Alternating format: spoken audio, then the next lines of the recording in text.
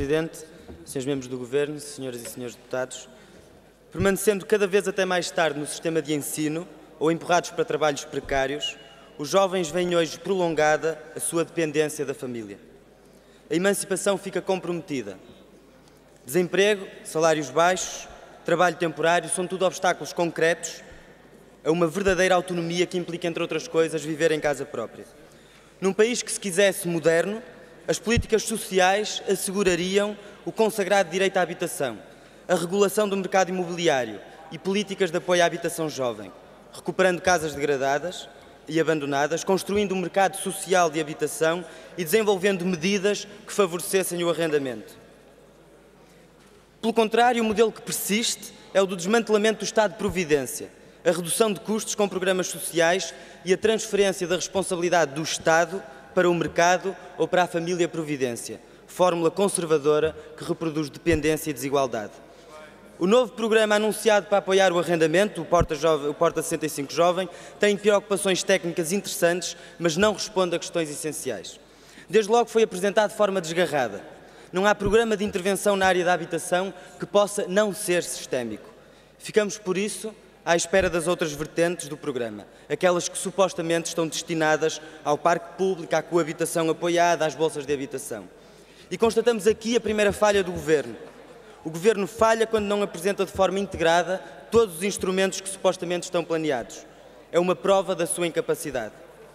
E neste momento várias vozes de protesto se têm feito ouvir contra esta Porta 65 Jovem. Este programa falha também porque estabelece, através da Portaria 30 de Novembro, valores máximos de arrendamento irrealistas, demasiado baixos em relação à realidade. Por exemplo, estabelece que no Porto só poderão usufruir do programa jovens que arrendem casas T0 ou T1, que vão no máximo até 220 €. Isso não existe. Façam um exercício simples, que é o que tem de fazer, aliás, qualquer jovem que pretenda alugar uma casa. Nós fizemos essa pesquisa. No site Lar do Acelar, procurem os T0s e os T1s que estão disponíveis no Porto. Vão aparecer-vos 179 casas para arrendar. Não há uma única que não seja mais cara que os valores irreais que o Governo definiu. Não existe. O programa entra, por isso, em choque direto com a realidade, com os preços existentes. E no caso desta busca, ninguém poderia ser abrangido por este programa. Mas o mesmo acontece em Lisboa, em Coimbra, no Algarve. Procurem e não encontrarão. Dirá o Governo que isto é uma forma de combater a inflação dos preços das casas que a anterior medida gerava. Mas então a medida falha o alvo porque ataca o problema pelo lado errado. Para parar a tendência inflacionista do mercado é preciso limitar a especulação pelo lado da oferta e não apenas da procura. Este programa tenta fazer o contrário e, portanto, está condenado ao fracasso. O Bloco de Esquerda é contra a fraude, o desperdício e o efeito inflacionista nas rendas, mas sabe onde deve bater. Não são os inquilinos que definem o preço que querem, são os proprietários. Se eu não tiver dinheiro para alugar uma casa, ela não fica magicamente mais barata por isso. A casa irá para alguém que a puder pagar. E os jovens com menos dinheiro, esses, terão de permanecer na casa dos pais ou então tentar arranjar uma casa no subúrbio. Mas há outros problemas.